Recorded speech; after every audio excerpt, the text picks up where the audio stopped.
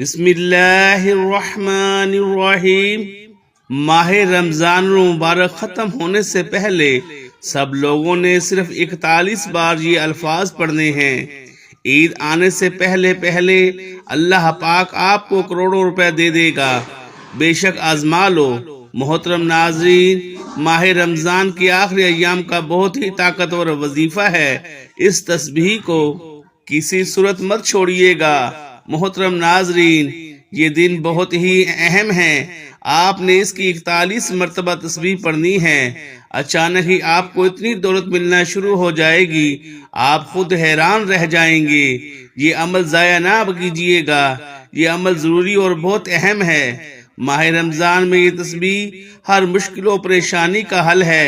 اس تسبیح کو پڑھنے والا اللہ پاک کے قریب ہو جاتا ہے اور اللہ پاک کو راضی کر لیتا ہے۔ جب کوئی بندہ ماہ رمضان میں یہ تسبیح پڑھ کر اللہ سے دعا مانگتا ہے تو میرا رب اتنا خوش ہوتا ہے کہ فرشتوں کو حکم جاری کرتا ہے، جاؤ اس بندے کی حاجت کو پورا فرما دو۔ اللہ پاک کا فرمان ہے، وہ لوگ ہیں کہ جب اللہ کا ذکر کیا جاتا ہے تو ان کے دل ڈرنے لگتے ہیں۔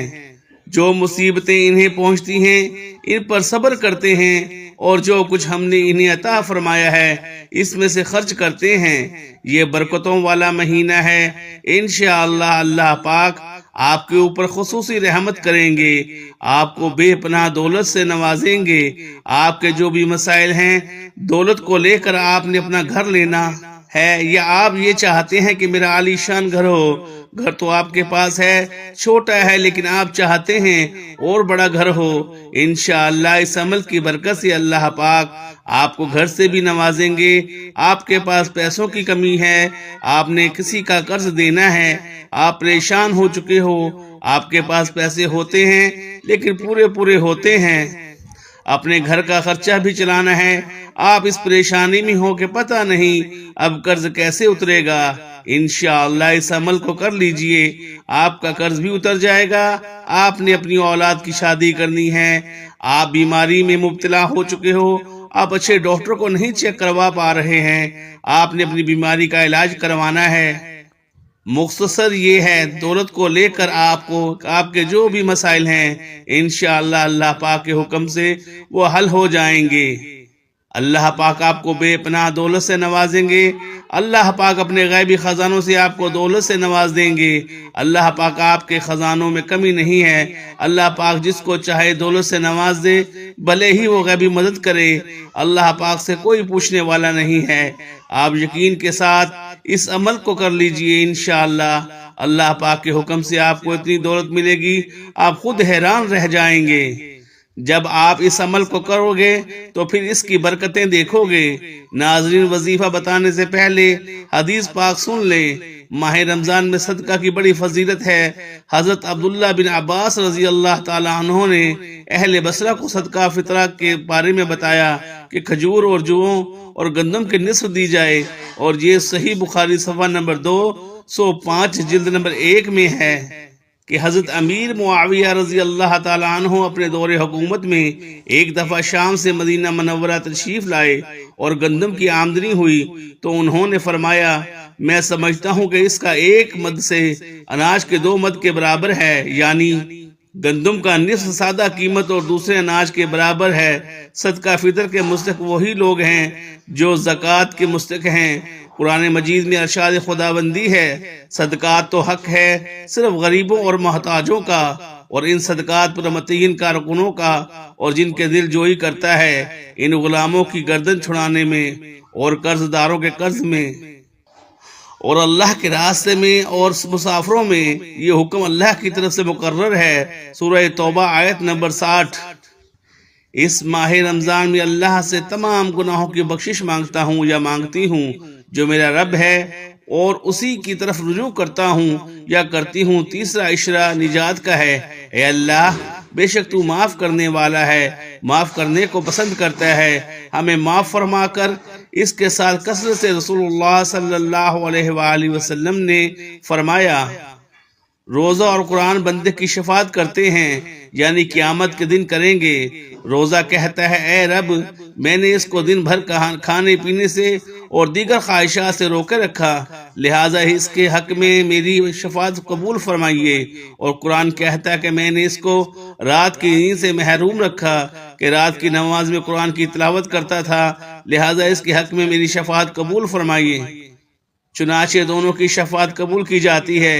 اس عمل کی کچھ احتیاط ہیں، وہ جانے اس کے بعد آپ کو میں بتاؤں گا کون سے کلمات کیسے پڑھنے ہیں۔ احتیاط میں یہ ہے، آپ اس عمل کو کسی بھی وقت کر سکتے ہو، فجر، ظہر، عصر، مغرب، عشاء، تہجد، کسی بھی نماز کے بعد کر سکتے ہو، یا آپ نماز کے بعد نہیں کرنا چاہ رہے، جب بھی آپ کو وقت ملتا ہے۔ مختصر یہ ہے، آپ اس عمل کو کر سکتے ہو، اس میں کوئی پابندی نہیں ہے، اور آپ نے اس عمل کو پورے یقین کے ساتھ، توجہ کے ساتھ کرنا ہے اور خاموشی میں کرنا ہے۔ جب کوئی عمل خاموشی میں کیا جاتا ہے تو وہ اچھے سے ہوتا ہے۔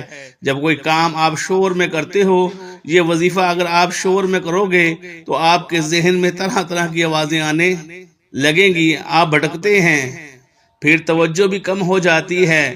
جب توجہ کم ہوگی تو پھر یقین بھی کم پڑ جائے گا، جب یقین کم ہوتا ہے تو پھر عمل اثر نہیں کرتا۔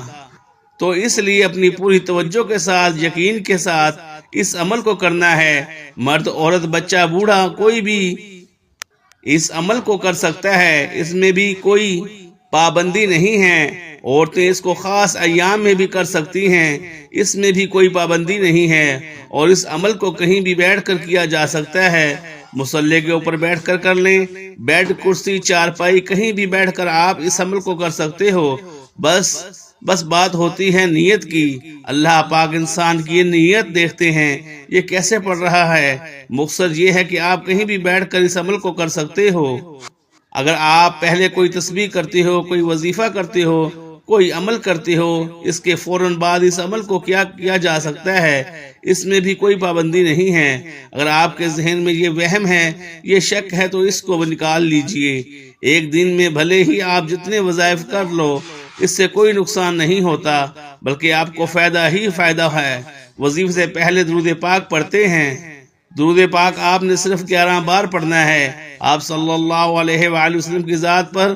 اور اگر کسی میرے بھائی کو یہ درود پاک نہیں آتا تو وہ کوئی بھی درود پاک پڑھ سکتا ہے جو اس کو آتا ہے، اور اگر کوئی بھی نہیں آتا تو اتنا بھی کہہ سکتا ہے صلی اللہ علیہ وسلم۔ تسبیح کا طریقہ کار جان لیجئے۔ اس سے پہلے یہ بات جان لیں، اگر آپ کے پاس تسبیح ہے تو اس کے اوپر شمار کر سکتے ہو، ورنہ ہاتھ کی انگلی کے اوپر بھی شمار کر سکتے ہو، دل میں بھی شمار کر سکتے ہو، اس میں بھی کوئی پابندی نہیں ہے۔ جیسا کہ میں نے پہلے آپ کو بتایا، اللہ پاک انسان کی نیت دیکھتے ہیں کہ یہ پڑھ کیسے رہا ہے۔ اس کے بعد جو آپ نے کلمات کرنی ہیں وہ یہ پڑھنے ہیں، اللہ پاک کا یہ اسم ملا کر آپ نے پڑھنا ہے۔ افضل ذکر کے ساتھ لا الہ الا اللہ یا وہاب، ان کی اتنی فضیلت ہے کہ آپ سوچ بھی نہیں سکتے۔ جب آپ اس عمل کو کرو گے، آپ دیکھو گے کیسے اللہ پاک کی آپ کے اوپر کرم نوازیاں ہو رہی ہیں، اور ذکر بھی ہے۔ اور اس کے علاوہ ترازو کے اگر 2 پلڑے ہیں، ایک میں پوری کائنات، پوری دنیا رکھ دی جائے، اور دوسرے پلڑے میں صرف ایک کلمہ رکھ دیا جائے تو کلمے والا پلڑا بھاری ہوگا۔ اس کی اتنی طاقت ہے، اور ساتھ آپ نے پڑھنا ہے یا وہابو، اس کی بھی بہت سے کمالات ہیں۔ یا وہابو اللہ پاک کا اسم ہے۔ جب آپ اللہ پاک کو اللہ پاک کے اسم سے پکارتے ہو تو اللہ پاک بہت خوش ہوتے ہیں، انسان کو نوازتے ہیں۔ یا وہابو اس کا مطلب ہے سب کچھ نوازنے والا۔ انشاءاللہ اللہ پاک آپ کو اتنی دولت سے نوازیں گے، آپ حیران رہ جائیں گے۔ آپ نے صرف اس کو 41 بار پڑھنا ہے، لا الہ الا اللہ یا وہابو، یہ ایک بار شمار ہوگا۔ ایک بار سن لیں، میں پھر آپ کو بتا رہا ہوں، لا الہ الا اللہ یا وہابو، یہ ایک ہی بار شمار ہوگا۔ اس طرح آپ نے 41 مرتبہ پڑھنا ہے، اچھی طرح پڑھنا ہے۔ جب آپ پڑھو گے، آپ دیکھو گے کتنی جلدی اللہ پاک آپ کے اوپر خصوصی رحمت کریں گے، آپ کو بے پناہ دولت سے نوازیں گے، ایسے ذریعے بنیں گے آپ خود ہی حیران رہ جائیں گے۔ آپ کو جو بھی دولت کا مسئلہ ہوگا حل ہو جائے گا۔ آپ نے اپنی بیماری کا علاج کروانا ہے، انشاءاللہ اس عمل کو کرنے کے بعد آپ اچھا علاج کروائیں گے۔ اللہ پاک آپ کو بھی دولت سے نوازیں گے، اپنی اولاد کی شادی کرنی ہے انشاءاللہ، اس عمل کی برکت سے سارا پیسہ کا انتظام بھی ہو جائے گا۔ دینے والی ذات اللہ پاک کی ہوتی ہے، بس انسان کا کام ہے اللہ پاک کے اوپر پختہ یقین رکھنا اور کوشش کرنا، محنت کرنا۔ آپ نے یہ کوشش محنت کرنی ہے، اس عمل کو اچھی طرح کرنا ہے، پوری توجہ کے ساتھ کرنا ہے، پورے یقین کے ساتھ کرنا ہے۔ انشاءاللہ آپ کے تمام بیڑے پار ہو جائیں گے، آپ کے تمام کام سنور جائیں گے۔ دولت کو لے کر اس کے علاوہ آپ نے کرائے دینے ہوتے ہیں، اس کی ہی وجہ سے آپ پریشان ہو۔ انشاءاللہ اللہ پاک آپ کے ساتھ مدد ہوگی، اللہ پاک آپ کو بے پناہ دولت سے نوازیں گے، آپ کے بھی مسائل حل ہو جائیں گے۔ کوئی بھی آپ کا مسئلہ ہے دولت کو لے کر انشاءاللہ وہ حل ہو جائے گا۔